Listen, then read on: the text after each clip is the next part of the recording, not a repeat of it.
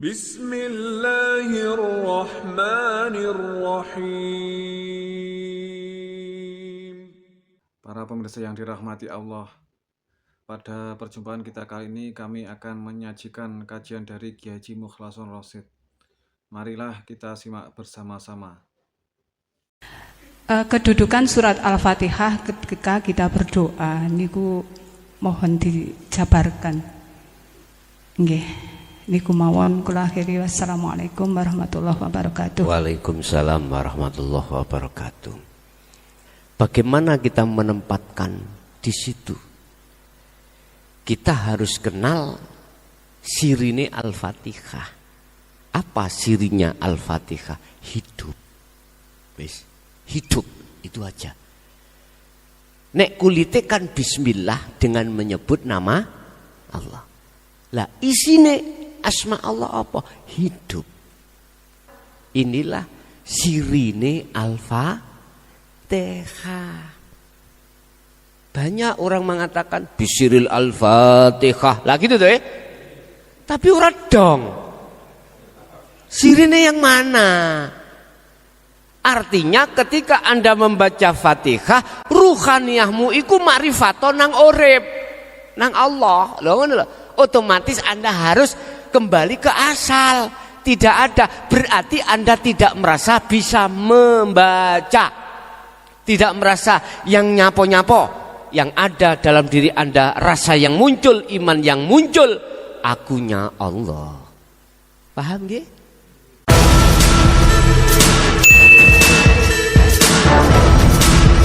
Kemanakah ruhaniyah ketika saat Allah menetapkan satu kematian? Kalau secara jasmaniah sudah jelas, kita diciptakan Allah dari tanah, nanti kembali ke tanah lagi. Kita sudah maklum setiap orang yang mati jasadnya itu dikembalikan terhadap tanah ing miturut orang Islam. Cuman rohaniyah kita kemana? Ini akan sekaligus menjawab tentang rumor yang berkembang di tengah masyarakat terkait reinkarnasi. Apakah di situ nanti ruh yang tidak bisa kembali pada Allah, apakah ke jasad yang lain ataukah ke hewan atau tumbuhan?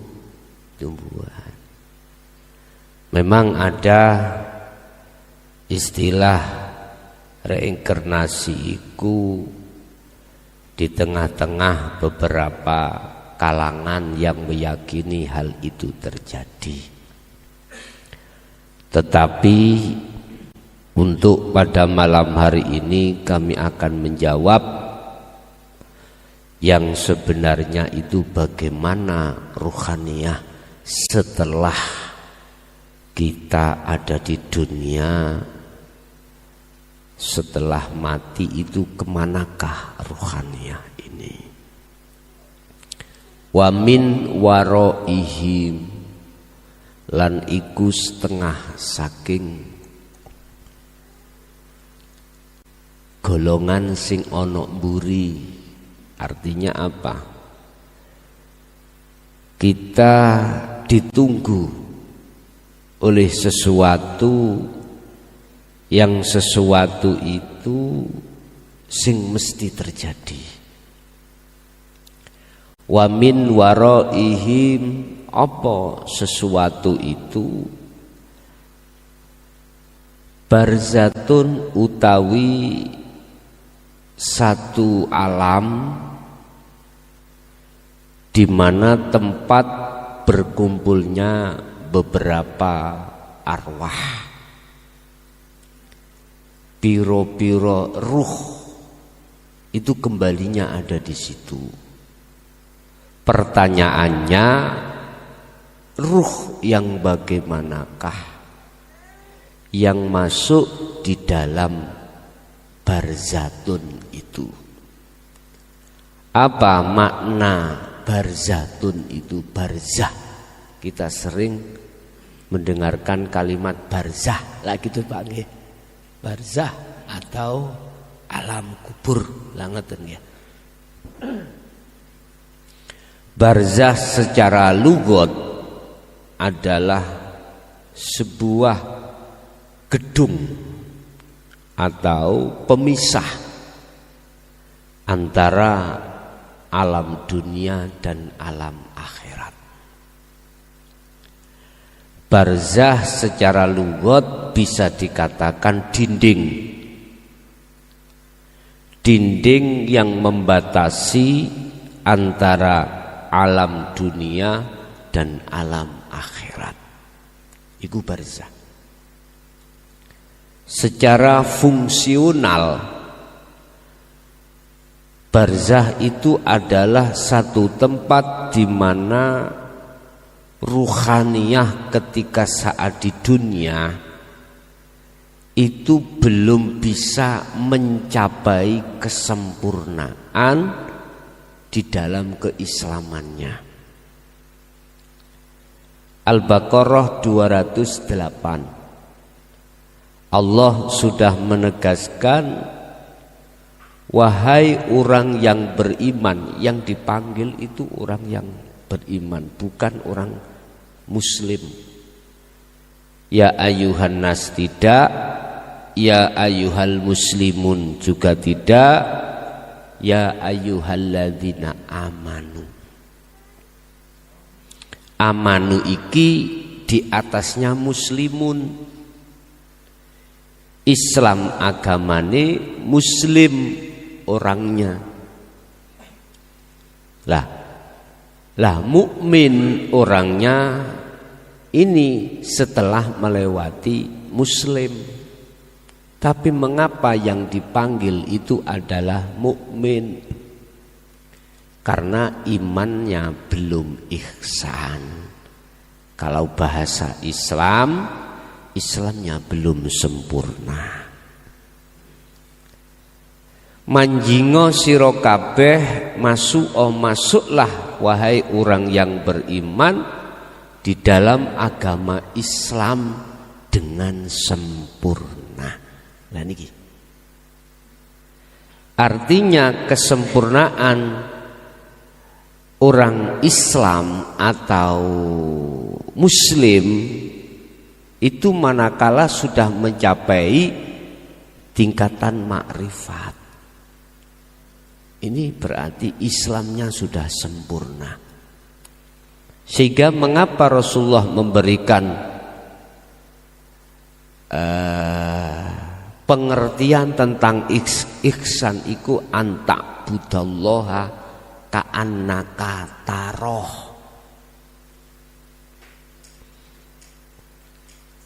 Kalimat ka'annaka taroh ini ya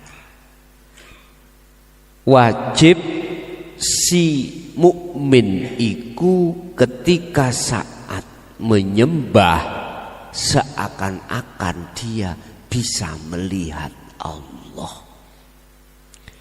Bahasa seakan-akan ini Bapak Ibu masuk di dalam sistem su'aul basirah, berarti makrifat yang paling rendah.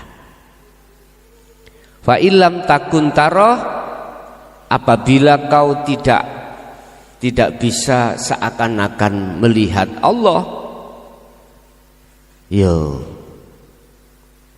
dalam diri sampean harus merasa kalau selalu dilihat Allah.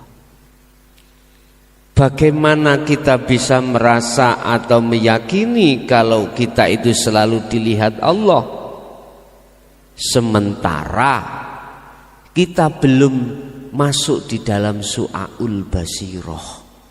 Tidak bisa, Pak. Karena ada barzah. Ada dinding pemisah antara ruhaniyah kita dengan Allah. Apa dinding pemisah kita? Ternyata yang paling halus dinding pemisah kita adalah merasa diri kita ada. Merasa diri kita ada itu sudah masih ada di dalam diri kita, maka otomatis kita juga merasa yang melakukan sholat, kita yang merasa bisa, kita yang merasa macam-macam. Nah, inilah barzah yang paling halus banget ini. Kalau kami masukkan babakan barzah itu rantai nafsu yang paling halus itu di situ. Bapak Ibu, bagaimana kita akan ada rasa, ada iman kalau diri kita selalu dilihat Allah, sementara kita belum membawa sirul asr di pos su'aul basirah. Bagaimana kita bisa menerima sirul asror sementara pengajaran ilmu tarbiyah untuk ke situ itu kita tolak? Ini kalau saya runtut itu seperti itu. Jadi sampai kapanpun kita dimasukkan oleh Allah dalam golongan ahli hijab. Golongan ahli hijab itu ada 3, Pak. Ada yang yahjubuhum bi'ilmihim, yahjubuhum bi'ibadatihim, yahjubuhum bi'amwalihim. Dibuka di hikam ada, Pak. Allah akan menutupi ruhnya seseorang itu sehingga dikatakan sebagai ahli hijab. Pertama karena ilmu. Karena ilmu. Contoh ini. Ilmu yang dimaksud di sini adalah ilmu apapun yang menjadikan kita al-alim al-alamah. Alim tentang apa aja, ilmu apapun. Loh, berhubung rantai di situ masih melekat terhadap diri kita, justru ilmu itu akan dijadikan Allah sebagai pembatas barzah antara ruhaniyah dengan Allah. Jadi nggak bisa untuk sampai pada Allah yang sebenarnya, nggak bisa. Tandanya saya merasa orang yang berilmu. Kalau saya sudah merasa orang yang berilmu, ini dibiarkan, maka barzah atau dinding itu tidak semakin menipis, Pak, maka akan semakin menebal. Akhirnya di dalam hati saya hijab atau dinding itu semakin besar, maka saya akan gila dengan pujaan, gila dengan kehormatan, hormat dari pujaan masyarakat luas. Itu otomatis. Karena awalnya kami ini merasa orang alim, orang yang mulia, mestinya harus dimuliakan. Allah sudah katakan tentang masalah barzah, tentang masalah rantai itu, tentang masalah hijab itu, tentang masalah penyakitnya hati itu. Fi qulubihim maradun fazadahumullahu marado. Ini kalau tidak lekas dihilangkan barzah ini atau dinding pembatas ini atau penyakit, maka penyakit itu semakin lama akan bertambah. Fazadahum marado. Itu golongan kita ahli hijab. Allah menghijabi dengan ilmu. Ilmu apapun Pak, iki tanpa mengenal ilmu apapun. Kedua, golongan ahli hijab itu bersumber dari ahli ibadah secara syariah fakot, hanya secara ibadah, secara akmal, secara fisik aja. Bapak Ibu, Allah akan menutupi hati saya, ruh saya dengan Allah lewat ibadah akmal, ya. Ibadah akmal. Sing ibadah akmal secara dohiriyah saya. Akhirnya dalam hati saya merasa orang yang luweh apik karena saya ahli ibadah. Secara fisik tak lho Pak ya. Padahal dikatakan dalam salah satu makalah hikam, husnul a'mal sak bagus-baguse akmal. Akmal itu secara fisik. Iku ditentukan buah daripada husnul ahwal, bagusnya keadaan rohaniah. Di situ bagusnya akmal di mata Allah itu ditentukan buah dari husnul ahwal, bagusnya keadaan rohaniah. Lah, bagusnya keadaan rohaniah itu adalah min qalbin zahidin, dari hati yang condong. Zahidin, condong pada Allah ketika berakmal, ketika laku amalia fisik. Ruhaniah condong nang Allah. Niki lih sing kula maksud, laku syariah disertakan hakikat untuk condong pada Allah. Ini Pak maksud kula.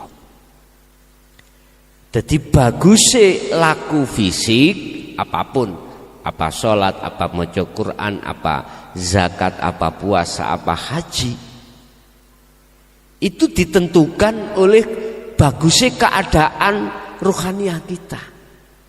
Lah ruhaniah dikatakan bagus di mata Allah min qalbin zahidin, dari hati yang berzuhud, dari hati yang condong hanya pada Allah, berarti lillahi ta'ala. Berarti minimalah di su'aul basyirah, duduknya ruhaniah itu ketika jasmaniah melakukan aktivitas dohir. Bapak Ibu, bagaimana mungkin ibadah yang saya lakukan secara fisik ini akan jadi baik di mata Allah, lawang ahwal saya, keadaan rohaniah saya tidak mingkol bin zahidin tapi mingkol bin rohibin. Jadi wonten kalih Pak niki.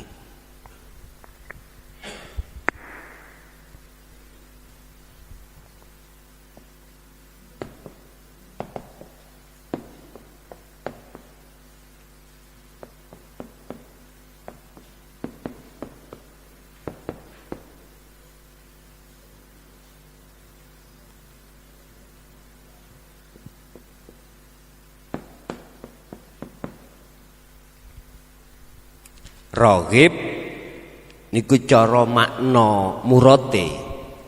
Raghib niku condonge ati nanggone duniawiyah. Niku raghib. Condonge ati terhadap duniawiyah. Ketika saat ruhaniyah saya condongnya hati terhadap duniawiyah, otomatis amal saya, ibadah saya, orientasinya itu tidak bisa ke lillahi ta'ala, nggak bisa Pak.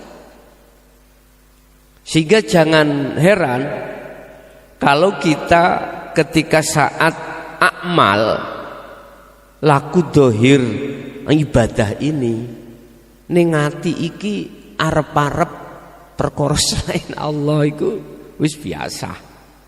Ngoten.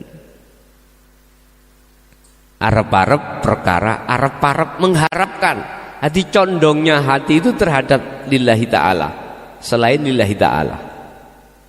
Makanya jangan heran. Memang begitu. Inilah golongan ahli hijab itu di situ. Sehingga ketika melihat seseorang fisiknya itu tidak ahli ibadah, pasti dalam hati saya merasa lebih bagus daripada orang itu, orang lain. Contoh niki. Maghrib saya sholat. Ketika sholat ada pengamen.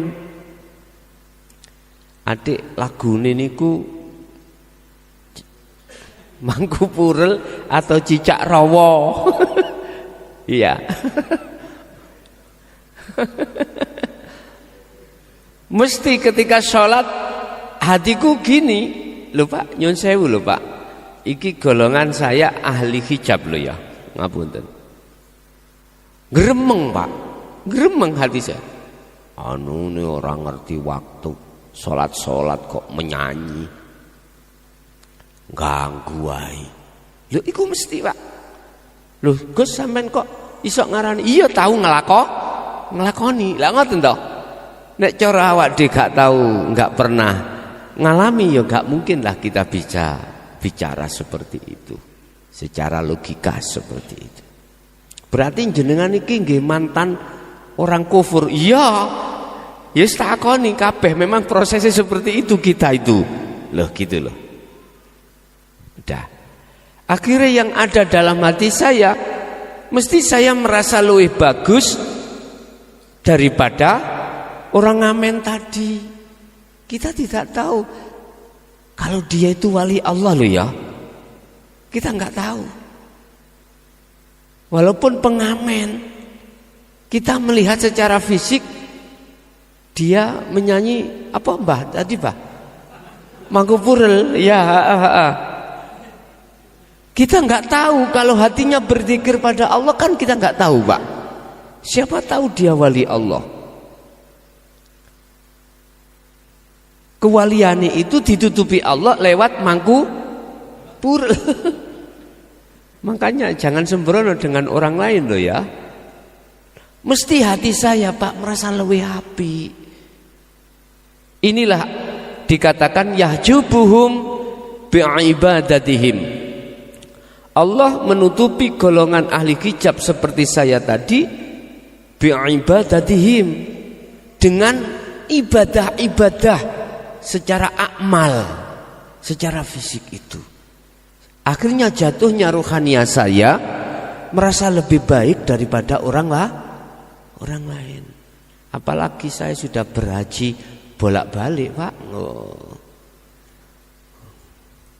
Ngombene putih hati haji. Pun. Dua. Yang ketiga, yahjubuhum bi amwalihim. Ada kalanya Allah menutupi ahli hijab, membarzah ahli hijab ruhaniyahnya itu dengan kondisi harta benda saya. Kalau niki sugih sak Malang Pak.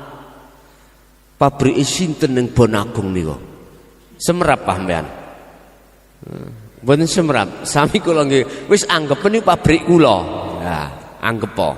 Wis tu, wis mek dianggep tok ngene lho Pak, epok-epok namanya contoh. Jadi pabrik sak kota Malang, Kabupaten Malang milik saya, Pak.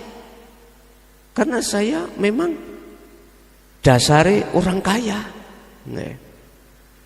Masalahnya saya tiap hari itu duduk di bawah pohon duren. Duren yang matang-matang itu, Pak ya. Siapa yang pingin kaya dadak, Anda harus tiap saat di bawah pohon duren. Duren yang mau matang-matang itu, Pak. Dadak kaya sampean. Kaya borok ngono lho. Ha ketiban duren. Ngapunten. Lah. Allah akan menutupi dengan kekayaan saya. Jadi amwal itu bisa kekayaan berupa harta, fisik itu amwal, kekayaan harta itu bisa berupa jabatan. Siapa yang jadi presiden itu, Pak? Indonesia. Loh, tahu enggak sampean? Saya. Loh, siapa yang jadi bupati? Saya. Siapa yang jadi gubernur? Saya. Loh, sayanya terus. Kalau ini dibiarkan, sifat saya ini ngaku-ngaku saya, mohon maaf, sampai kapanpun bertambah tebal, Pak. Nggak ada puasnya, nggak ada berhentinya. Akhirnya saya akan merasa lebih kaya berada daripada orang lain. Ujungnya apa? Zalim, Pak. Saya nanti ujungnya zalim. Semua bisa aku beli, Pak. Hukum bisa aku beli. Akhirnya apa? Perbuatan saya di atas bumi melampaui batas. Ya Allah, Pak, kena kasus didik ngono musuh sopo. Nggih mikir-mikir lah. Mikir-mikir sampean. Wong saya orang kaya sa Indonesia, gak sa Malang, sa Indonesia. Ya mikir-mikirlah sampean mau berbuat hukum dengan saya. Lah, jok pola-pola tak tuku amen. Lah, Bapak Ibu, inilah ahli hijab. Kemanakah rohaniyah ketika saat meninggalkan dunia? Oleh sebab itu lewat medsos atau majelis yang sangat sederhana ini saya berpesan, saya kasih nasihat, saya kasih motivasi. Ingatlah kau suatu saat kau akan mati. Ingat itu. Semua apa yang kita unggul-unggulkan tadi, mulai dari ilmu, mulai dari amal ibadah tadi, mulai ibadah secara dohiriyah tadi lupa ya, sampai kekayaan, mana bisa untuk menyandingi kau? Gak akan bisa. Kecuali Pak, ketika Anda dipepet 3 hal tadi ya, ilmu, amal tadi, ibadah ya, terus kekayaan, posisi ahwal ati sampen mingkol bin zahidin. Beda kalau itu. Zahidin itu apa? Condongnya hati hanya pada Allah. Lah untuk menjadi kolbin zahidin, lah ya ngaji nang Karang Ploso dhisik. Takok simbah niki wan ngaji nang Karang Ploso Malang. Di situ ada dasar tauhid yang harus dipelajari. Setelah itu laku kholwat dengan istiqomah, baru akan bisa merevolusi iman kita yang tadinya terhadap selain Sang Yang Tunggal, sekarang hanya pada Sang Yang Tunggal. Itulah Allah Subhanahu wa ta'ala. Baru sakit. Butuh waktu pirang tahun, Gus. Relatif. Apa cari Allah? Wong Kanjeng Nabi mawon namung 1 malam. Mi'raj niki lho, 1 malam. Subhanalladzi asra bi 'abdihi lailan. Jadi Allah hanya memperjalankan hanya berapa jam toh, Pak? Berapa jam? Relatif ini. Bisa itu 1 jam, bisa itu 1 menit, tergantung Allah. Secara sistem, secara teori, sak kedepe mripat niku Allah mampu ngersakno jenengan. Kuncinya di mana? Kalau jenengan sudah melepas rantai yang paling halus keakuan dirimu, sak kejap langsung berangkat. Kan gini tuh Pak. Kita kan merasa ada itu kan karena diadakan oleh yang maha ada. Lah gitu toh. Asal muasal kita tidak ada. Lah gitu toh. Adanya kita diadakan oleh yang ada. Bila mana kau ingin ketemu yang ada, kembalilah asalmu. Asalmu tidak ada, ya kembali yo. Sing ngangel kan kembali ke tidak ada itu toh asal muasal. Niku meniadakan, makanya mengapa di dalam tauhid itu ada pengajaran nafi isbat. Ini nafi isbat.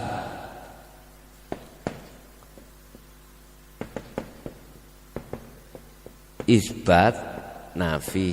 Apa sih nafi itu? Membersihkan atau meniadakan. Meniadakan. Kalau isbat menetapkan. Tapkan. Meniadakan apa? Isinya la ilaha, terus menetapkan illallah. Artinya apa? Gini Pak. Dari makna la ilaha tidak ada Tuhan. Nah gitu toh. Aslinya di dalam ruhaniyah kita tidak ada selain Allah. Asal muasal. Tidak ada siapa-siapa.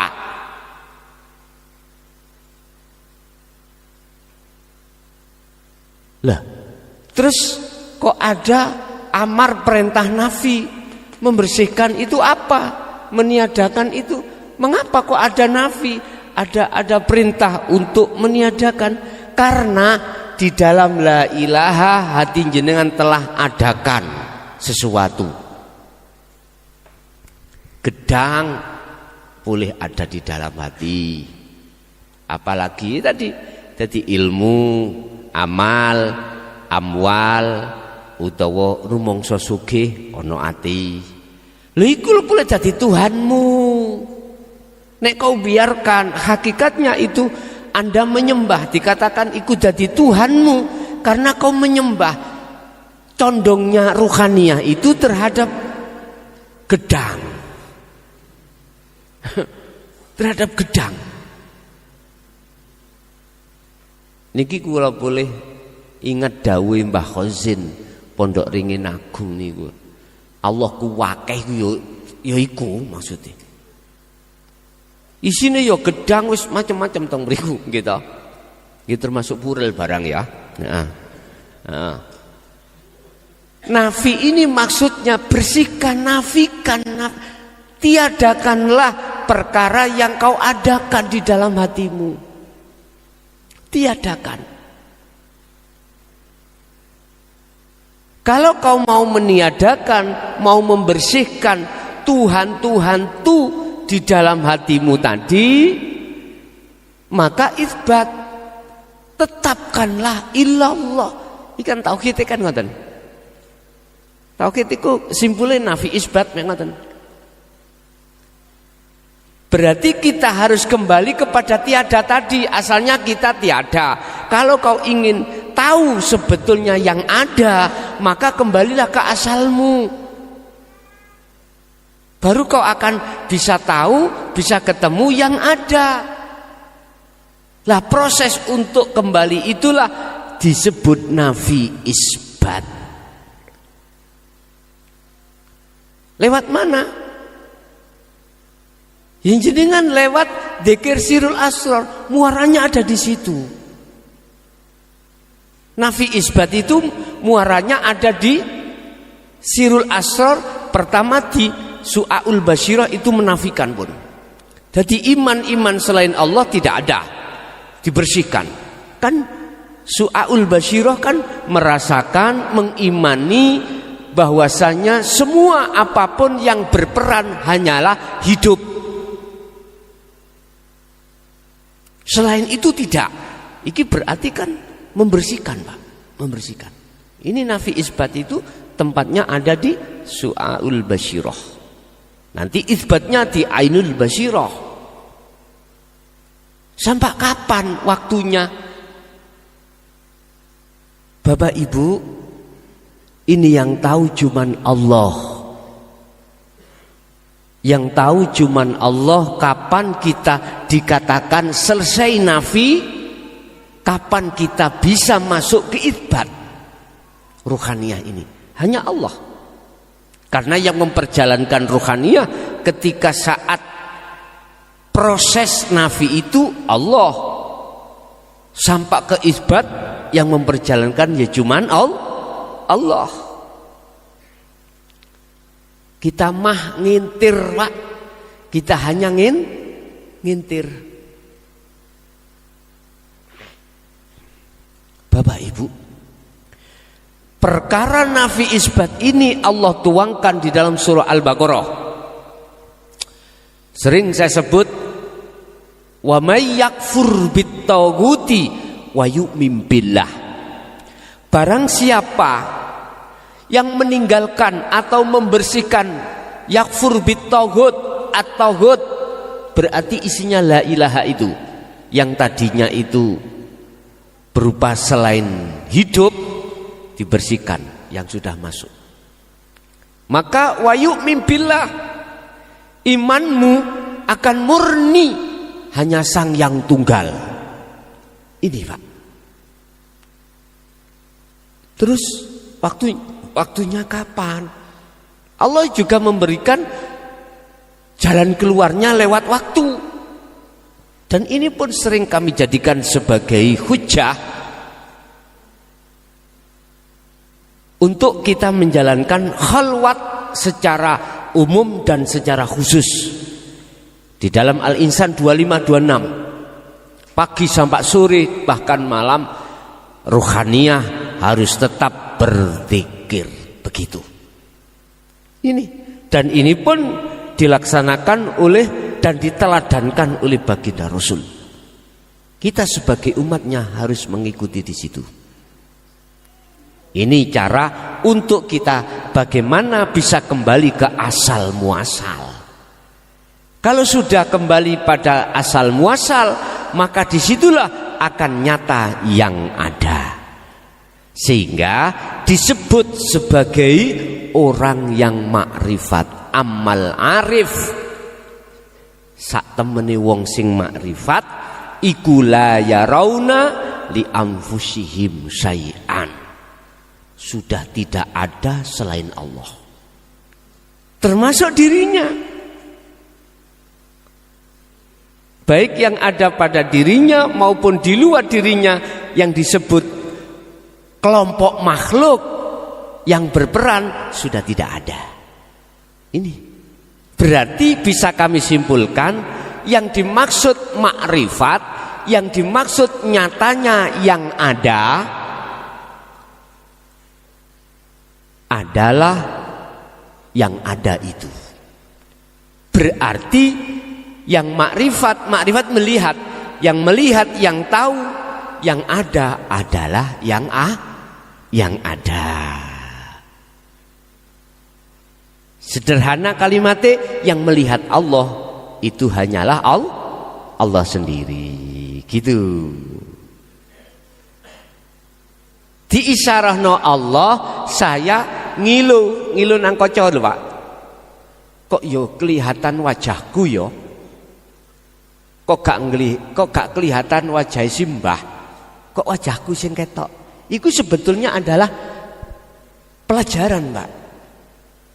Bahwasanya yang melihat Allah itu Allah Sendiri. Makanya kemarin banyak di antara jamaah yang ketika saat suluk iku melihat wajahnya sendiri. Itu sebetulnya adalah ayat, Pak. Bukan kau sudah dikatakan sudah melihat Allah. Enggak, iku maksudnya yang melihat Allah itu Allah sendiri. Itu isyarah. Tidak ubahnya kita itu ke kaca tadi. Ada yang berpesan, kalau kau sudah melihat dirimu sendiri, maka itu makrifat. Nah gitu nggih? Mohon maaf. Kalau yang dimaksud wajah sendiri iku makhluk, bukan. Bukan, Pak. Mungkin di antara jenengan sudah ngalami ketika jenengan suluk meditasi, jenengan ini keluar rohnya, seakan-akan keluar terus roh wajah sampai dewi, dan atau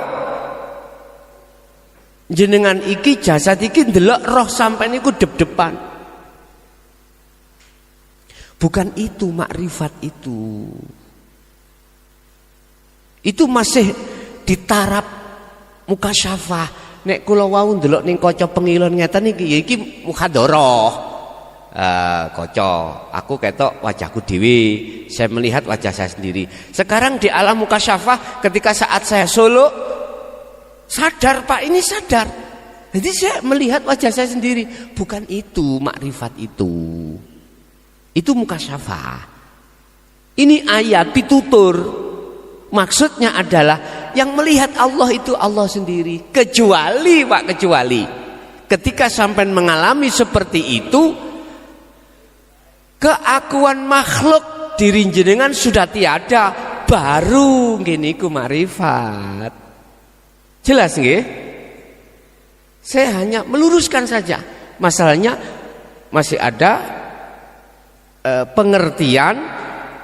Kalau sudah ketemu dirinya sendiri, itu kau sudah makrifat. Bukan, Pak. Kalau yang dimaksud dirinya sendiri, makhluk, betul.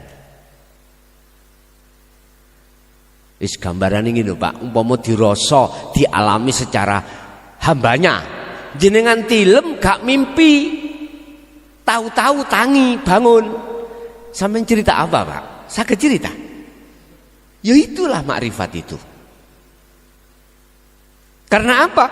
Yang tahu, yang melihat Allah itu Allah sendiri. Bukan hambanya. Bukan hambanya, Pak. Terus kita mimpi, tidur mimpi, ketemu apa, ketemu ini, ketemu ini. Itu mukasyafah.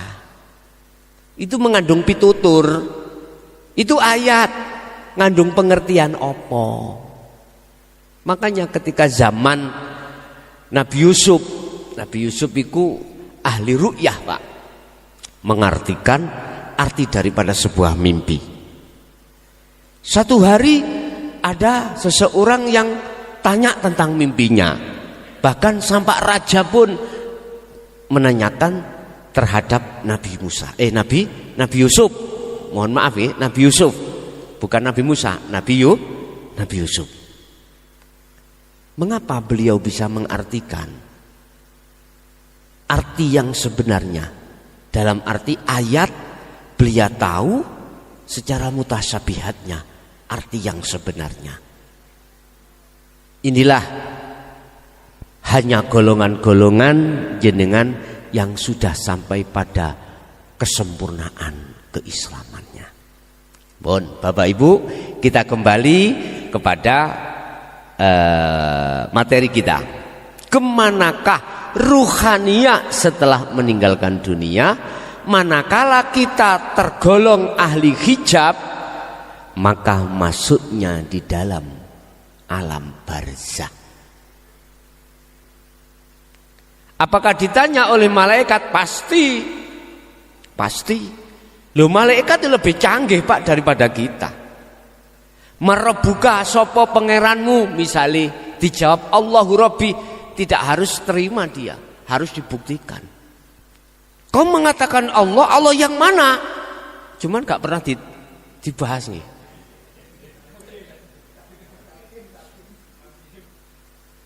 Allah yang mana? Malaikat itu harus minta pembuktian. Bagaimana mungkin, Pak, kita bisa jawab dengan benar? Lawang kita waktu di dunia itu nggak pernah ketemu. Lah niki kula selasa diinginane niku ngenteni ngajine Gus Muafik. Karena beliau tidak hadir ketika saat acara hal Mbah Yai Zamrozi di daerah Badas Kediri, Thorikoh Nasabandiyah kalau nggak salah. Kenal Gus Muafik ya men? Kenal Hundi ya men? Hah? Kenal di YouTube? Iku mah gak kenal. Iku jas sing dikatakan kenal Arafah. Arafah itu ketemu loh ya. Ketemu. Melihat berarti ketemu. Kados saya ada depan saya ada gedang. Ketemu melihat. Loh ini Arafah. Kenal sampean sik jare, jare YouTube. Jare YouTube. Ngoten. Jare YouTube. Mboten langsung ngeten iki. Allah ya karim. Bon. Lah malaikat mesti tanya, mana buktinya kalau kau Tuhanmu itu Allah? Enggak bisa jawab, Pak. Makanya sebelum kita dihadapkan persoalan itu di dunia, sampai tak tanyai dulu. Innallaha rabbi wa rabbukum fa'budu hadza siratum mustaqim. Surat Maryam, surat Az-Zukhruf ada di situ. Sesungguhnya Allah itu Tuhanku dan Tuhanmu. Allah. Fa'budu, oleh sebab itu fa'budu, condongkanlah rohaniyahmu hanya padanya. Fa'budu, ha itu kosong bolong. Artinya Anda akan bisa dikatakan fa'budu dengan sebetul-betulnya manakala Anda sudah ngotongno atimu isine la ilaha rupa makhluk mau. Makanya dikatakan sebetulnya itu tidak ada Tuhan. Dalam hatimu enggak ada. Tuhan yang mana tidak ada? Allah itu maksudnya. Hidup itu lo enggak ada sebetulnya. Berhubung kau masuki selain Allah, nafi muncul, perintah bersenono qoblal maut, sebelum kau mati bersenono. Sebab bila mana kau tidak membersihkan itu, maka enggak akan mungkin kau akan isbat. Makanya mohon maaf, di alam barzah diem kabeh, mulut dikunci, apapun dikunci semuanya. Terus mau jawab bagaimana jenengan? Enggak bisa, bersaksi sikil rambut. Kak, wong iku ana donya iku pangerane iku ilmu, pangerane iku donya, pangerane. Wis. Jarene arek cilik biyen godoh sing teko, matem. Lah ngoten nggih. Artinya apa, Pak? Barzah sampean kali kula niki ketika saat di dunia manakala belum habis, belum roboh, jangan harap jenengan iku kata Rasulullah kalbarki sampai kepada Allah dalam rahmatnya. Nggak bisa. Akhirnya masuklah kita di alam barzah. Jadi dibuktikan. Jadi malaikat minta bukti, Pak. Minta bukti. Mana buktinya kalau Allah itu Tuhanmu? Ngomong ngeten, Pak.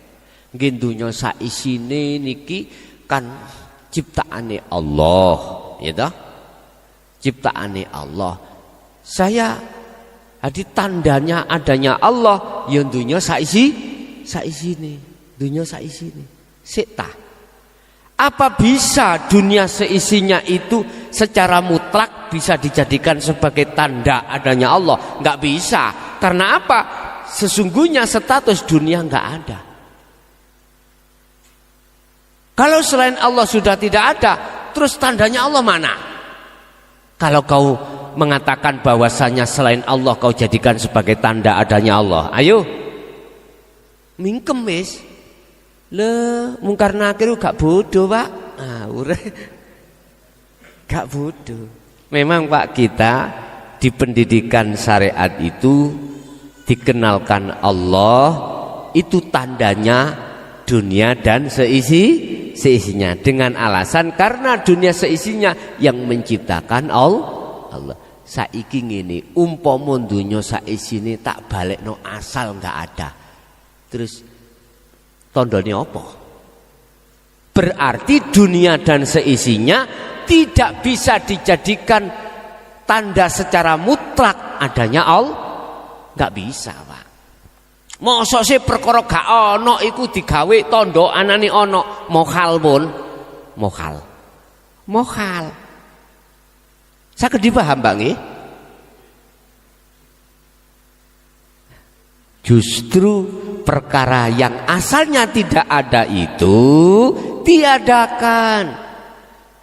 Setelah proses meniadakan baru itsbat. Nah niki lho Pak, baru itsbat. Berarti ruh sampean kali kula ketika saat meninggalkan dunia, ahli hijab itu masuk di dalam alam barzah, tidak bisa keluar lagi. Ke dunia nggak bisa, ke akhirat tidak bisa kecuali ila yaumi yub'atsun, sampai pada hari yang ditentukan oleh Allah, yaitu dibangkitkan. Ini alam barzah. Pertanyaannya, ketika dibangkitkan, apa yang terjadi? Arwah itu, ahli hijab itu,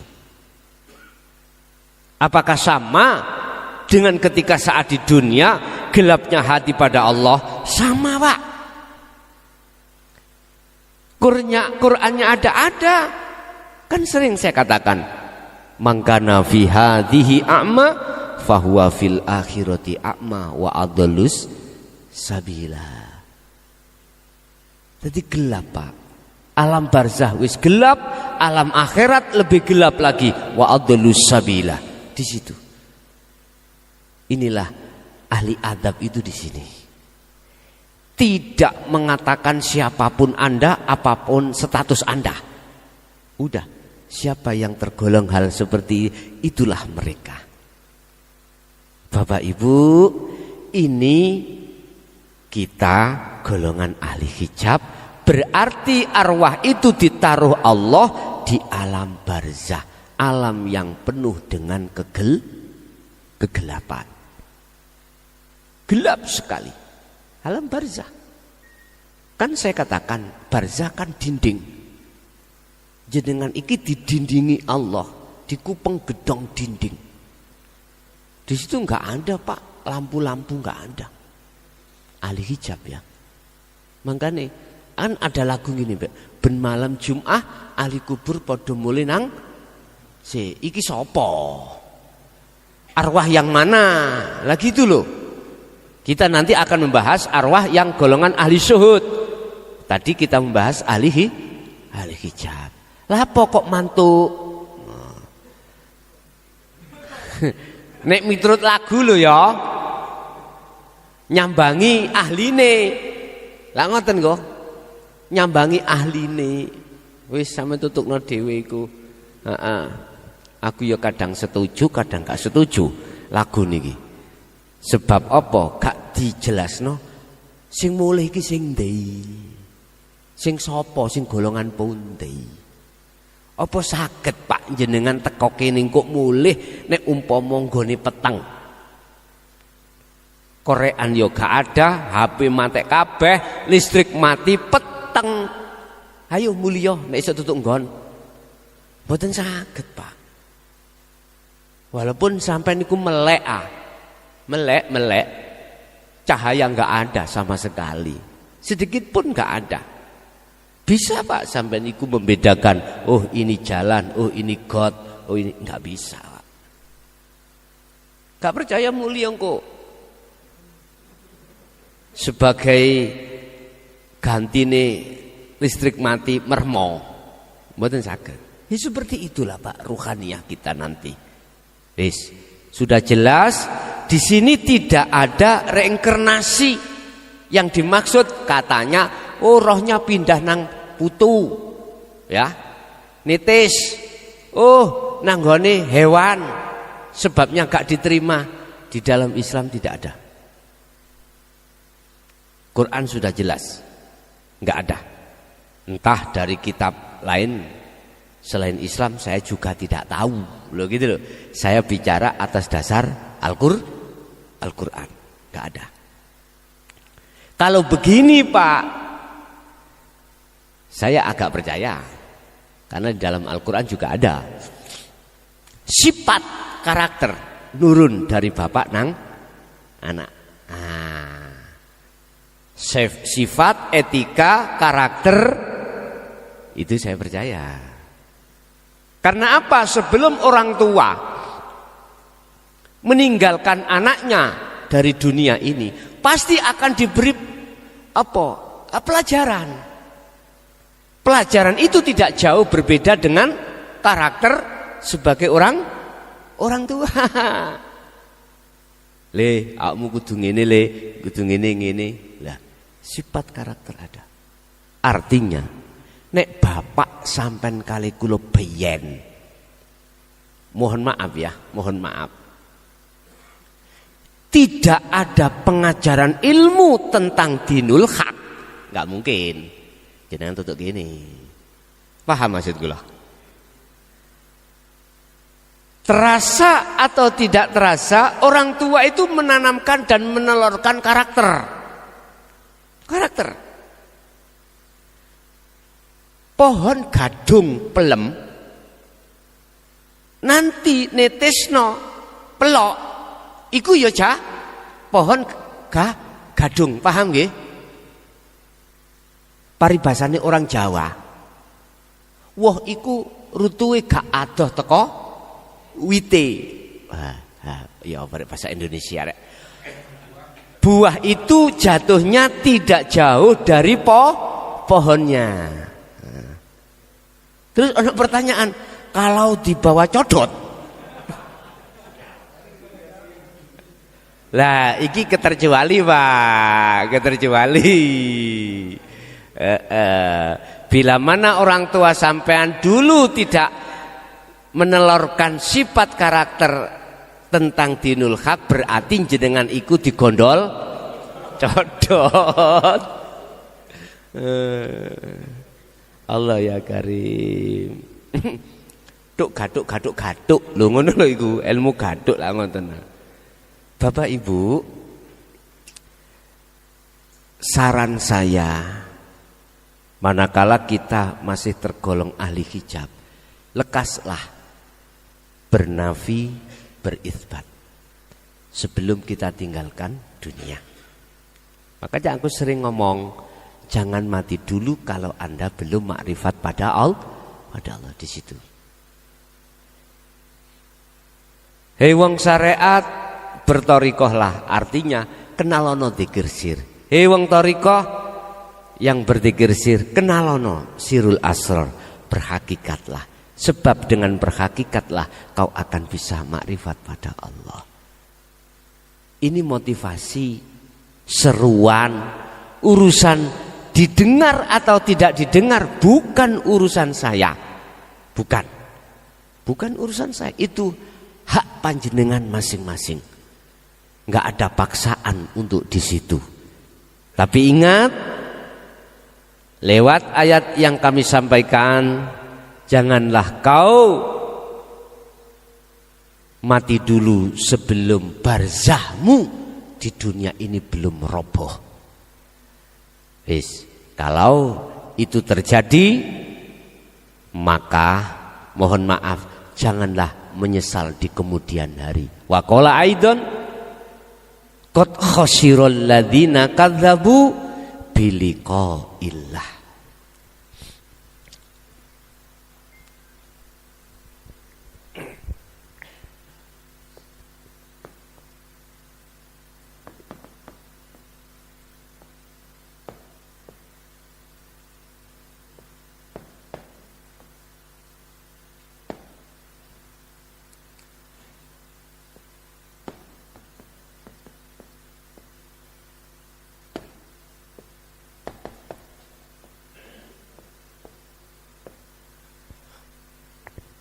Qad khasiral ladzina kadzabu biliqa'illah. Sungguh sengsara bagi orang-orang kadzabu yang mendustakan biliqa'illah, pertemuan terhadap Allah. Ning dunya iki gak gelem ketemu Allah. Sing ditemoni iku sepanjang hidup mah purel ae. Ya Allah. Di situ sampak sedo. Bahasa purel iki mboten ngomong wong wedok lho Pak, maksudku lho nggih. Paham nggih purel nggih? Purel ya rupa dunya, duniawiyah iki lho Pak, purel wis. Purel. Sungguh sengsara bagi orang-orang yang ketika saat di dunia mendustakan alias tidak mau biliqa'illah, untuk bertemu Allah. Berarti gak gelem ngerubuno barzah. Jadi purle malah dadi ya niki dadi barzah niki, purle dadi barzah niku. Di sini Pak. Wis iki ahli hijab. Jadi tolong wahai ya ayuhan nas, hai manusia, fikirkanlah ruhaniyahmu ketika saat di dunia ini ada sang pembelenggu ruhaniyahmu tidak bisa ke Tuhanmu. Apa pembelenggunya adalah duniawiyah ini. Yes. Oleh sebab itu sisingkanlah semuanya itu yang ada di dalam hatimu dengan cara terus lakukan berzikir yang sudah kami sampaikan. Nek kurang tahu detaile ya nango pengurus Karangploso njaluk ovele baru jenengan dikasih belajar ning omah lho penak pun. Wis, itu pertama. Yang kedua, kemanakah ruhaniyah ini, golongan kanan atau golongan ahli syuhud ketika saat meninggalkan duniawiyah? Bapak Ibu, baik dia jasadnya masih ada di dunia atau tidak, nggak ada pengaruh, nggak ada bedanya, nggak ada bedanya tentang ruhaniyah.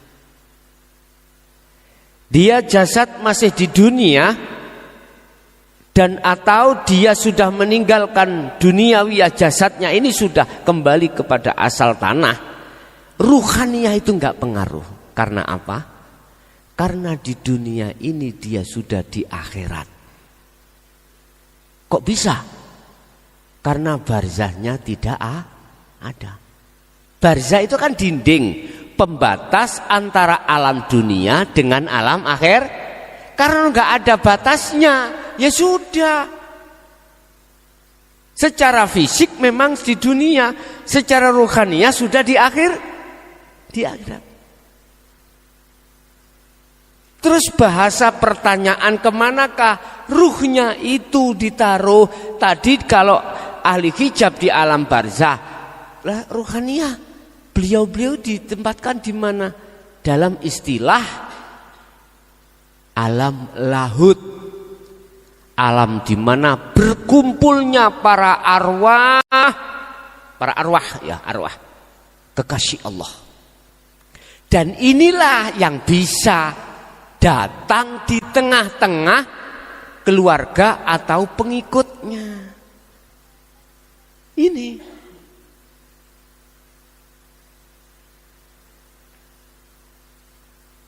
eling sampean dengan kalimah tak tinggal ning tak tunggoi. Ingat? Ya. Itu secara jasmani aja lah Pak. Ditinggal itu secara jasmani. Jadi arwah-arwah yang ada di Lauhil Mahfuz itulah biiznillah yang dapat izin Allah untuk bisa bertemu terhadap arwah-arwah yang katanya di dunia ini. Sebetulnya enggak pengaruh Pak. Jasad mati atau enggak mati, beliau-beliau itu enggak mati. Mungkin dibuka di dalam surat Al-Baqarah terkait orang yang mati di dalam medan pertempuran. Zaman Rasulullah disebut sebagai mati syahid. Syahid itu syahada, bersaksi. Betul bersaksinya betul. Jangan kau kira dia itu mati. Sebetulnya dia hidup. Yang mati itu jasadnya. Ruhnya tidak hidup, tidak mati. Dia kembali ke asal. Justru ke asal inilah kebakoan akan datang. Kalau jenengan kembali ke asal tidak ada, maka muncullah kebakoan. Apa? Muncul kebakoan itu. Yang bako itu siapa? Allah toh? Berarti yang nyata adalah Allahnya. Sampean gak usah khawatir ditinggal sampean guru mati jasate, jangan khawatir. Kalau betul-betul ahli syuhud lho Pak nggih.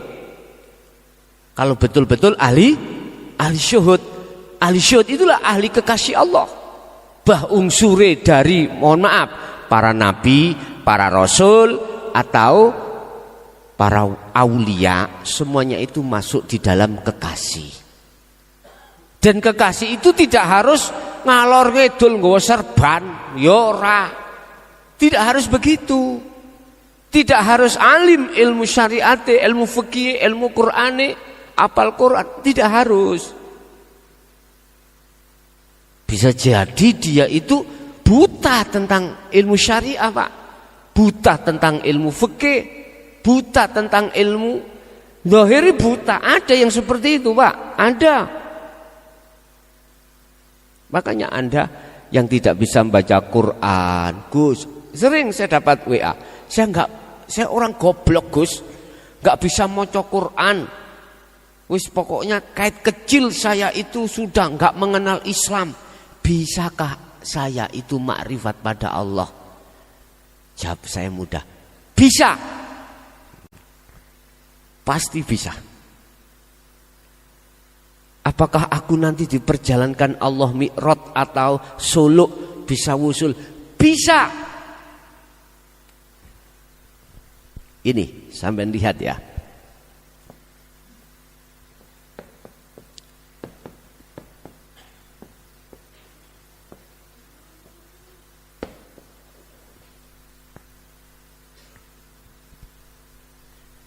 Dialah yang maha suci. Sopo maha suci? Hidup. Artinya suci, tidak ada Tuhan di dalam hati jenengan selain Allah. Iki le, subhana maha suci. Anak sampean sampai aku ning ati sik ana gedang.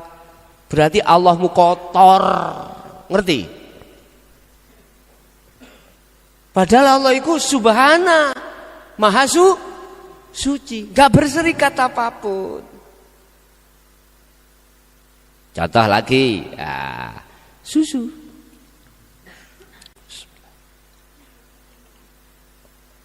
Gurih, mantap. Atiku ngomong guriye, yakin teko su. Berarti di dalam hatiku la ilaha iku ono susu. Paham nggih? Berarti gak subhana, Allah tidak subhana. Allahku itu berarti kotor. Allahku kotor. Subhana maha suci sapa alladzi hidup zat asra yang memperjalankan bi abdihi la niki le apa pakai abdihi kok gak rasulihi, kok gak nabihi, kok gak auliyaihi. Iku menunjukkan bahwasanya siapapun hamba, apapun statusnya, isok maca Quran apa enggak, bisa maca kitab apa tidak, manakala Allah memperjalankan si hamba tersebut bisa. Karena Allah, innallaha ala kulli syai'in qadir. Mohon maaf, saya bukan berarti menyangkal dawuh yang mengatakan kalau mukjizat itu Allah, para nabi, para rasul, kalau karomah ulama, lah ngono lho. Lah kok ono arek ngaku-ngaku aku diulang langsung Allah. Niku lak nabi, lak rasul. Iku yo setan sing mulang, lah ngono ah. Mohon maaf, bukan berarti saya membela, ndak. Ndak. Membela yang diajari Allah langsung nih ya. Apakah Allah gak mampu mengajari langsung hambanya yang bukan zaman kenabian, langsung Allah sendiri? Ayo, pasti mampu. Kalau kita mengatakan yang diajari Allah langsung para rasul, berarti kita membatasi kekuasaan Allah. Nyun sewu Pak, kita ngomong Allah, Allah siapa? Kita ngomong iblis, sing di iblis sudah tahu dah. Kita ngomong nafsu, nafsu yang mana? Tidak ada yang mengerti dan tahu tentang nyatanya iblis, nyatanya Allah, kecuali ahli syuhud. Ahli syuhud. Kan Allah sudah katakan innahu lakum aduwwum mubin, innahu sak temene iblis utawa nafsu lakum kedue sira kabeh iku aduwun mungsuh mubinun kang nyata. Iblis utawa nafsu iku mungsuhmu sing nyata. Aku takok, sing ya apa iblis? Dikatakan iblis, dikatakan nafsu, yang mana? Gak bisa jawab karena gak pernah ketemu. Makanya jenengan tak takoki kenal Gus Muafiq, kenal, ketemu ning ndi sampean? Lho YouTube. Padha mek sampean niku jare Quran gak roh. Dikatakan wala tatabi'u, janganlah kau mengikuti khutuwati syaitan, terhadap langkah-langkah setan atau ajak-ajak setan, sebab setan itu musuhmu yang nyata. Jare toh? Hayo, jari Quran. Maka takoni iblis sing ndi? Kok awakmu jari roh? Jari Quran. Lu berarti Anda taunya tembung jari. Enggak bisa dijadikan sebagai hujah yang mutlak kebenarannya menurut saya begitu. Makanya tanya Allah, mungkar nakir takok, Allah sing ndi ngger? Kuwi ngomong jawab Allahu Rabbi. Allah sing ndi? Mandek Pak sampean. Kok kalau boleh saya katakan, muncullah berhubung waktu nek donya iku atiku isine purel, ya purel niku Allahku. Inilah baru terbuka Pak, ketika saat Mbah Khozin tak ngomongi kula, son Allahmu iku wakeh, ya niki jawabane. Allah ya karim. Dah. Jadi abdihi niku hamba, kehambaan. Jadi Allah mampu dan berkuasa menghendaki siapapun hamba yang dikehendaki. Cuman yang paling penting menurut saya hamba yang mana yang dikehendaki Allah, yang dikasih petunjuk, dan hamba yang mana ketika Allah menyesatkan hambanya mana dan sebab apa.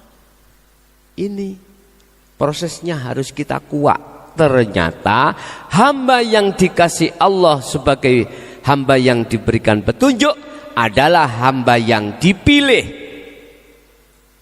Huwaladzi arsala rasulahu bil huda wa dinil haq.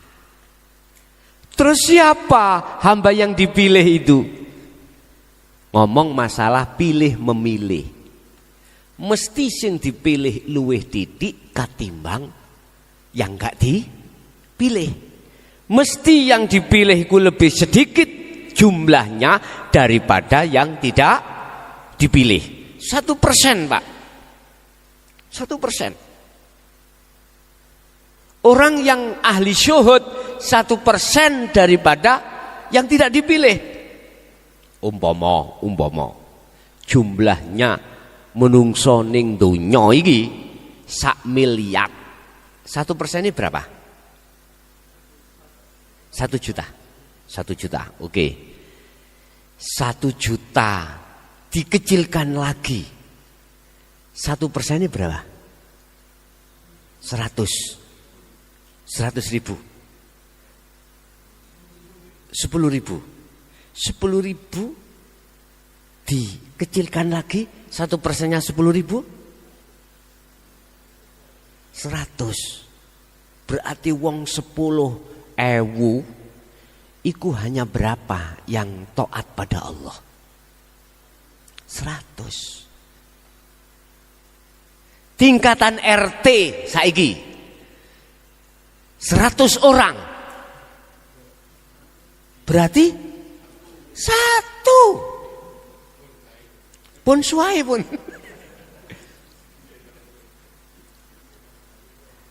Siapa hamba yang dipilih itu, Pak? Tandanya bagaimana? Wis sampean gerabak. Ketika bil huda disampaikan oleh Allah lewat utusannya, wa dinil haq dan ajaran tauhid itu disampaikan, hati jenengan ini ngerespon. Itu tanda lo ya, tanda hamba yang mau dipilih. Hati sampai ini ono respon, Pak. Cara frekuensi ngono sama, loh, connect. Ya iki sing tak goleki iku. Nyun sewu lho, Pak. Saya ngalami diri saya sendiri loh ya. Jadi ketika saya sampaikan dinul haq di tengah masyarakat, wa aktsaruhum la yu'minun, artinya kebanyakan melengos. Ngerti melengos? Buang muka. Buang muka. Kebanyakan. Artinya maksudnya buang muka secara dohir itu bentuk gak nerimo ruhaniyahnya itu. Nggih. Ruhaniyah gak nerimo. Buang muka. Coba kalau ruhaniyah ini ngerespon. Nyun sewu, ati sampean lho. Bahkan tambah kurang. Karena mari ini dengan ilmu yang telah disampaikan itu enggak ada puasnya, Pak. Karena itu daharan jenengan. Daharane ruh sampean. Berhubung ahli hijab daharane iku peloran. Ya, mohon maaf, laksana nyun sewu. Wong sapi kok dipakani apa? Daging. Ya gak gelem lah. Kudu dipakani suget, rumput baru ditedho. Boten ngerespon. Satu. Tanda ati iku ngerespon. Walaupun lewat YouTube lho ya. Penasaran, Pak. Lu cocok. Enggak angger lho, Pak. Iso klik iku mboten angger. Dibuka klik loh iki. Akhirnya dicari sehingga mengapa saya diperintahkan Allah untuk meletakkan nomor saya pribadi sealamatnya di situ supaya ada tali antara jenengan kali kula. Akhirnya bisa berwa-waan, bertanya-tanyaan walaupun 3 hari lagi dijawab. Mohon maaf karena memang keterbatasan saya, Pak, waktu untuk menjawab, apalagi saat ini habis hari Selasa kemarin saya kan ngaji ngenteni Gus Muafik toh di Pare itu di Mbadas. Apa yang ku sampaikan terkait masalah bagaimana kuncinya Anda bisa berwusul, saya kasihkan Sirul Asrar. Akhirnya apa, Pak? Yang datang itu lebih daripada 4 sampai 5 ribu. Ya minta nomor saya langsung Ya tak omongno langsung. Akhirnya apa akibatnya? Gak iso turu aku ya iki. Jadi sabar nggih. Sabar, estu sabar. Jenengan sabar sing takok, estu sabar. Sing jawab sekretaris. Iya nek gak cocok ta ambek sing takok ngono. Susah Pak nek sudah keranah itu susah Pak. Jadi apapun yang terjadi ya sudah harus saya lakoni semampu yang ada pada diri saya. Begitu. Aku yakin suatu saat kula umur 80 kok ya wis sikil kula ya 3. Lah ngoten nah.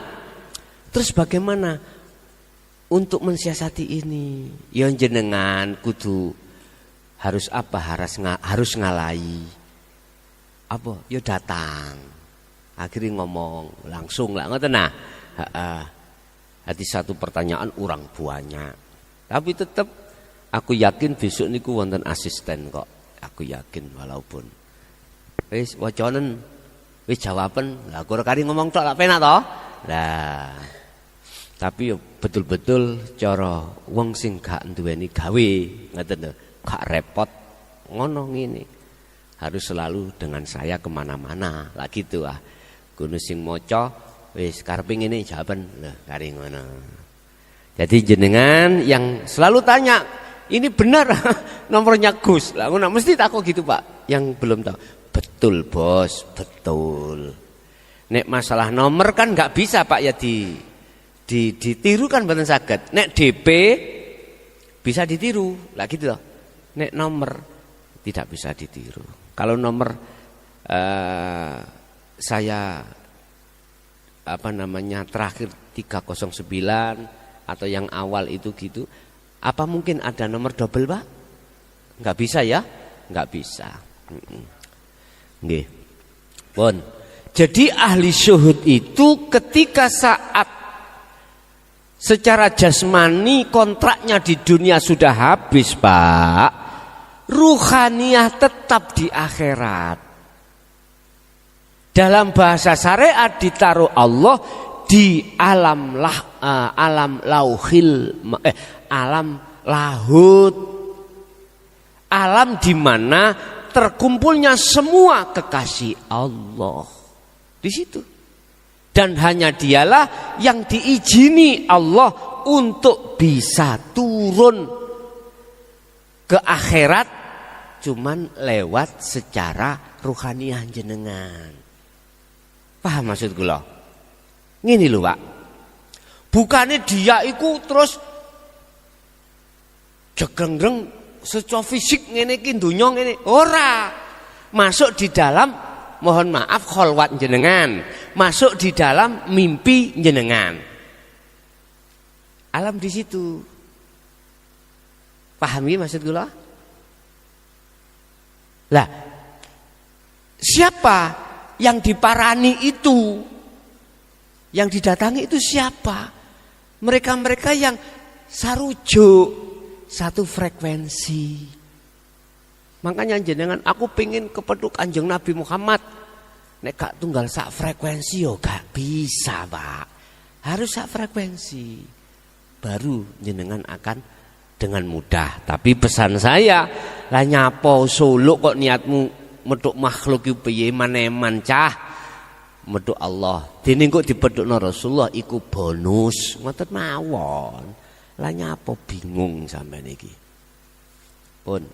Lah terus tanda yang akan dijadikan kekasih Allah setelah dia itu dinul hak itu sudah jenengan klik nangati, mesti sampean engko akan diperjalankan Allah untuk amal laku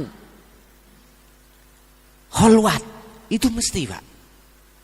Entah kholwate langsung bimbingan Allah, entah itu nanti dibimbing cara bahasane iku mau lewat makhluk, tapi aslinya ya Allah, langsungnya itu Allah.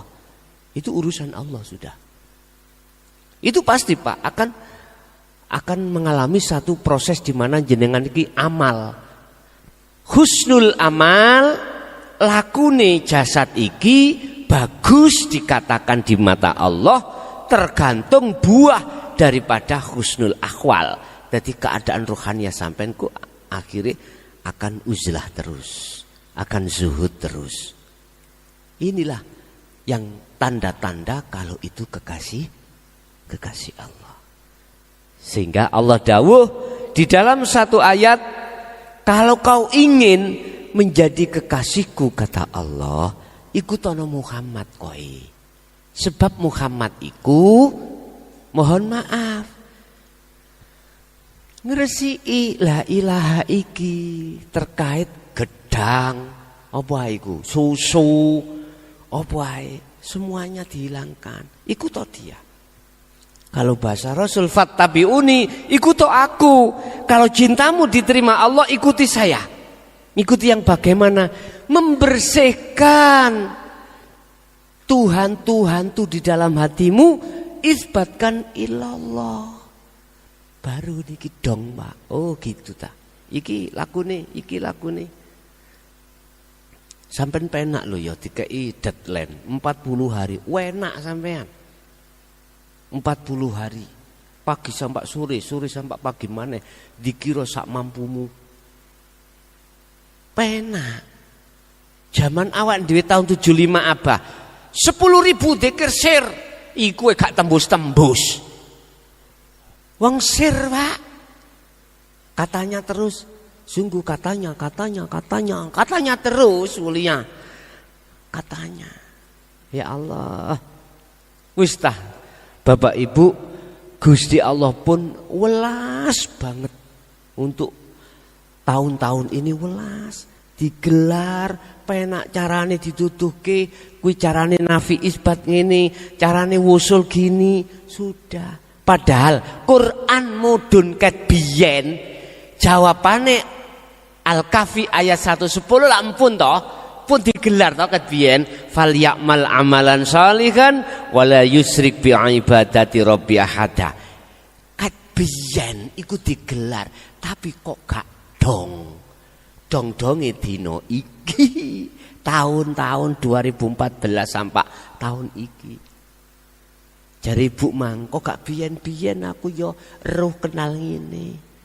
Sik waktu perawane kok gak biyen memang Pak, mohon maaf kita kalau sudah duduk di situ terlintas dalam hati kok gak dulu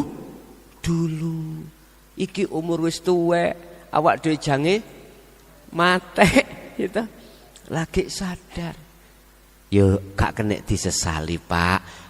Kita harus bersyukur pada Allah sebelum kita meninggalkan dunia kita sudah termasuk golongan yang dipilih oleh Allah Subhanahu wa taala. Hati pilihan tadi, tandanya pilihan dinul haq yang dibawa Rasulullah itu kita ngerespon, akhirnya kita mengikuti beliau. Qul in kuntum tuhibbunallaha fattabi'uni yuhibbukumullah wa yaghfir lakum dzunubakum wallahu ghafurur rahim. Kalau kau betul-betul mengikuti aku kata Rasulullah, pasti cintamu akan diterima Allah. Cintamu diterima Allah karena cinta ruhaniyahmu terhadap selain Allah sudah kau lepaskan tadi. Itu nafi, kemudian isbat ditetapkan diterima.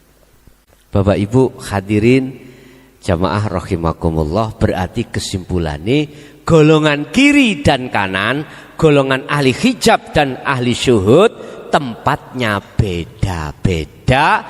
Tatkala jasmaniah ini sudah meninggalkan dunia, kita ahli hijab itu tempatnya di barzah karena dinding ketika saat di dunia belum kita robohkan. Sebab kita tidak mau menerima ajaran Rasulullah di jalur dinul haq, otomatis kita tidak akan pernah melakukan nafi dan isbat. Akhirnya ada di barzah kegelapan selama-lamanya. Tetapi golongan kanan ahli syuhud inilah pilihan Allah.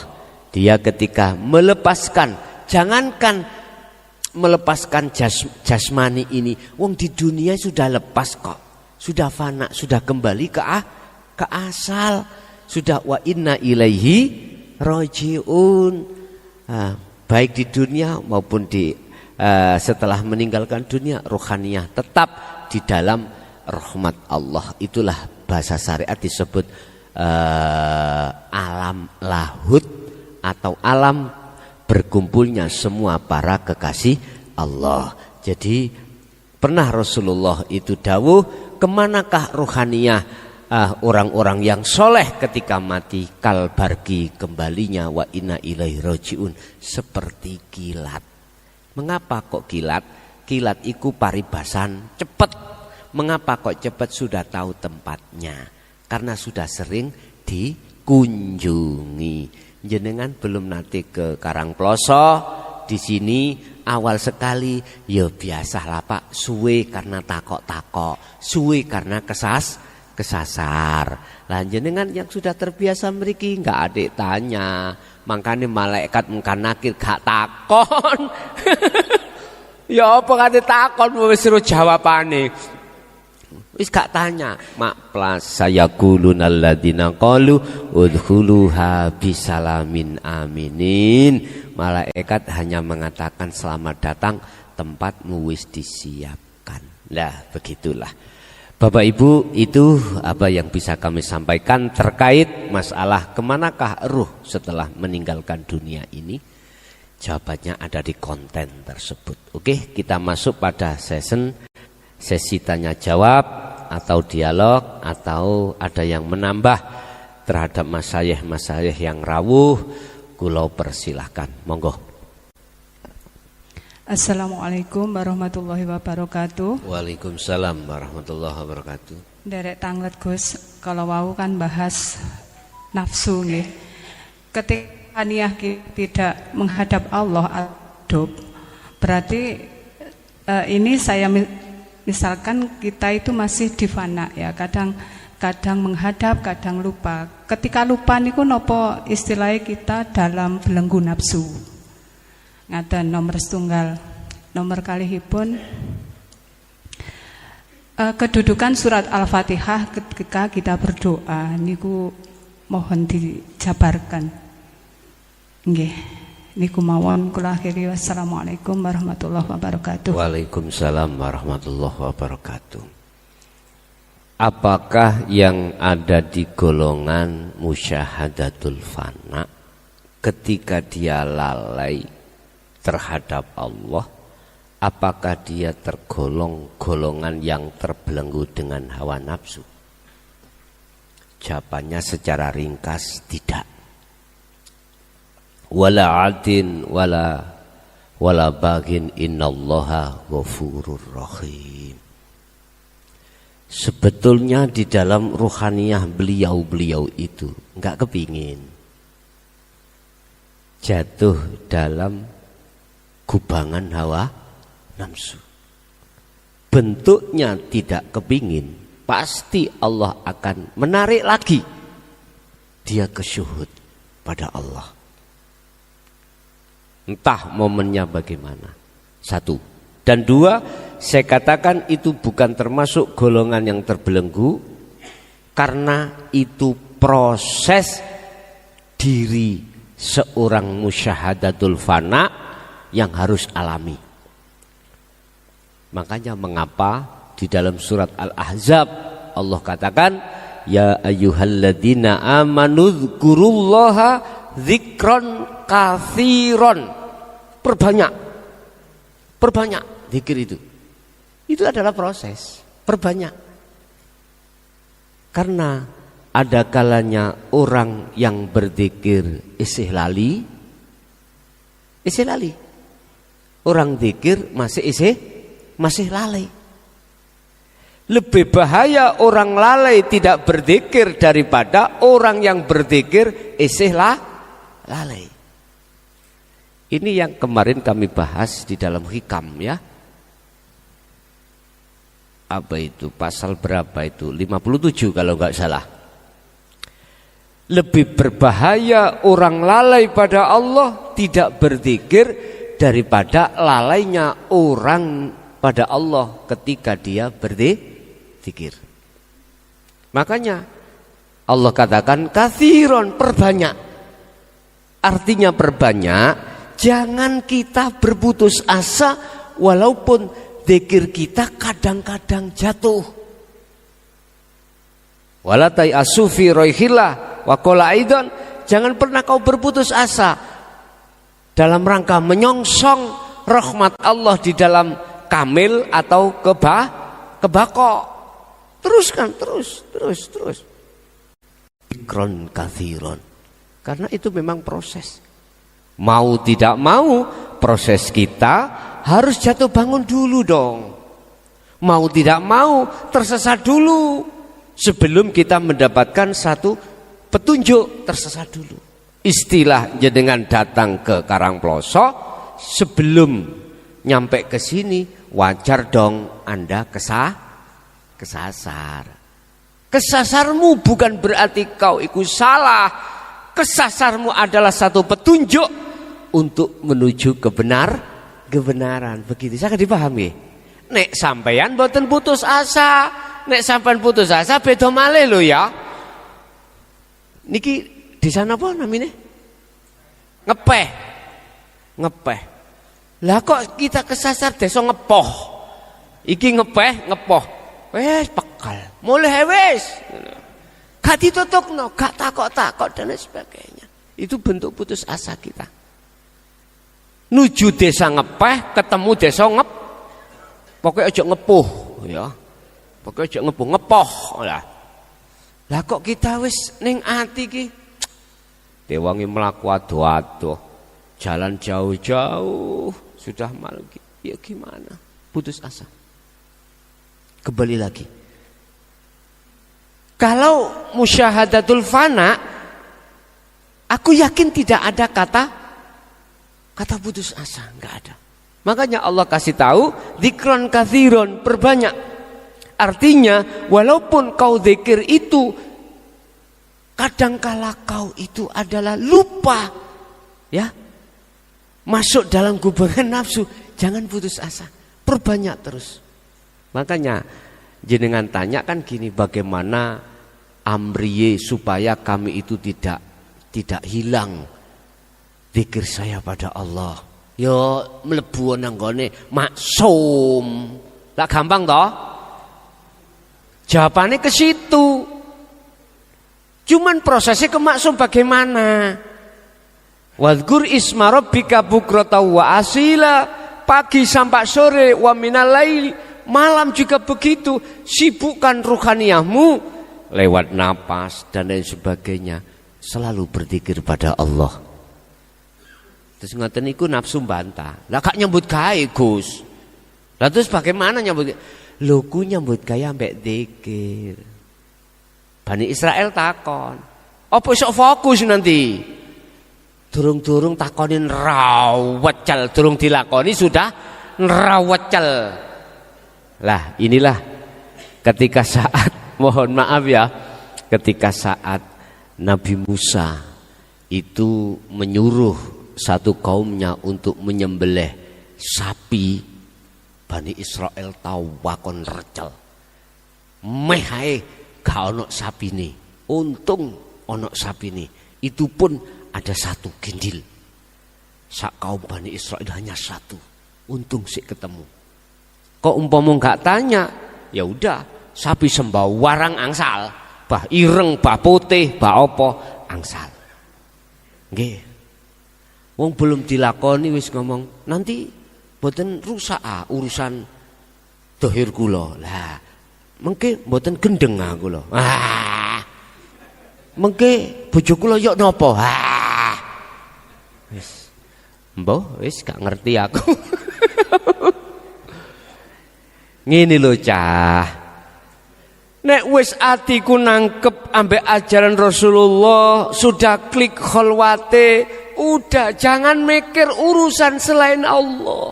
Udah tawakal pasrah no secara totalitas nang Allah iku piye lho wis. Terserah Allah itu aja, udah. Nanti saya gak gini gak gitu wah.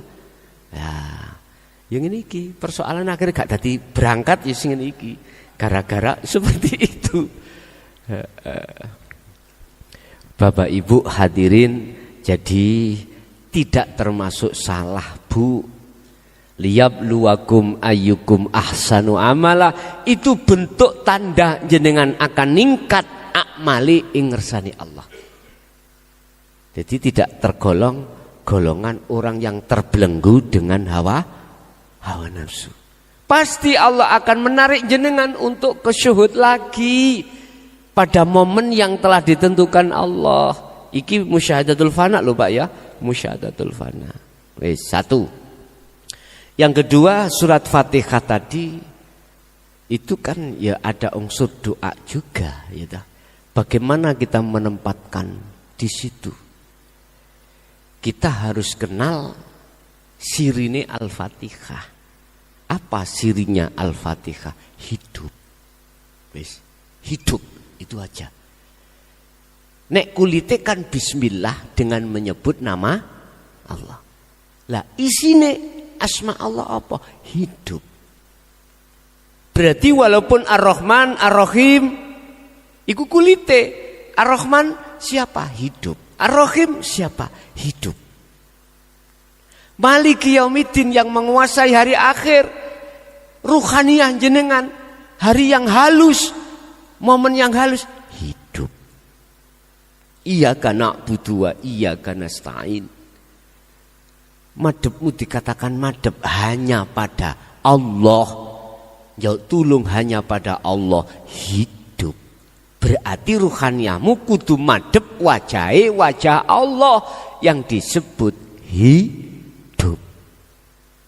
Mesti kok gak diwenehi dalan yang maghdub. Ghairil maghdubi alaihim waladhdallin. Pasti gak dideleh mriku. Diletakkan, tidak diletakkan di maghdub, jalannya orang yang apa? Yang tersesat. Enggak. Siratal ladzina an'amta alaihim. Akhirnya Anda diletakkan di situ. Tidak ghairil maghdubi alaihim waladhdallin. Karena sudah tahu sirine Al-Fatihah. Apa hidup? Berarti inni wajahtu wajhiya lilladzi, mengarahkan ngedepno wajah roh terhadap alladzi, hidup yang menguasai Anda sholat. Inilah sirine Al-Fatihah. Banyak orang mengatakan bisiril Al-Fatihah lah gitu tuh ya. Tapi ora dong.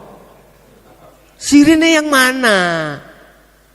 Artinya ketika Anda membaca Fatihah, ruhaniyahmu iku ma'rifato nang urip, nang Allah. Loh, otomatis Anda harus kembali ke asal. Tidak ada, berarti Anda tidak merasa bisa membaca.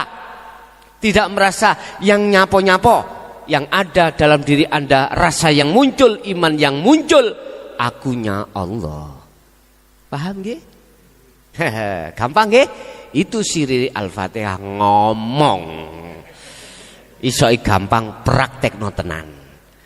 Nantilah akan terasa dalam dirimu.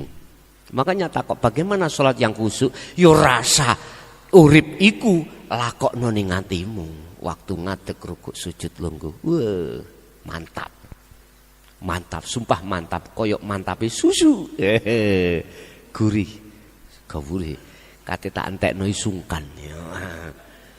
Sing kono mesti didik, yo didik ngono. Itu Bu ya. Jadi siapa yang tahu sirine Al-Fatihah? Mereka yang sudah dunung terhadap Allah, sudah kenal, sudah liko pada Allah. Itulah mereka yang tahu sirine Al-Fatihah. Ya, silakan kita bisiril Al-Fatihah. Tapi harus dunung rohaniyah. Dunungi arahno wajahmu ke wajah lilladzi. Ladzi siapa? Hidup yang mana fatoros samawati wal ard, yang menguasai jagat rohaniyahmu, jagat jasmaniyahmu. Itulah jagat langit dan jagat bumi. Nggih. Awal sampai akhir semua apa yang diberikan Allah, jadilah satu ilmu yang bermanfaat, barokah terhadap kita dan anak putu kita ila yaumil qiyamah. Lahumul Fatihah. A'udzubillahi minasyaitonir rajim. mulai awal sampai akhir. Barangkali ada kurang pantas ucapan yang kurang etika, saya sendiri atas nama pribadi nyuwun agungi pangapsami. Akhirul kalam. Assalamualaikum warahmatullahi wabarakatuh. Alhamdulillah telah kita simak bersama kajian dari Kiai Haji Mukhlason Rosyid, pengasuh Pondok Pesantren Miftahul Ulum Jaya Baru, yang tepatnya beralamat di Jalan Perjuangan, Dusun Glonggongan, Desa Sumber Tebu, Kecamatan Bangsal, Kabupaten Mojokerto, Jawa Timur. Beliau adalah gambaran ulama muda yang mampu menjembatani nilai-nilai Islam tradisional dengan pendekatan modern. Kajian-kajian dari beliau fokus pada ilmu tauhid dan tasawuf. Semoga kajian-kajian dari beliau bisa memberi manfaat dan menambah keberkahan kepada kita semuanya di dunia dan akhirat. Amin amin ya rabbal alamin. Akhirul kalam. Wassalamualaikum warahmatullahi wabarakatuh.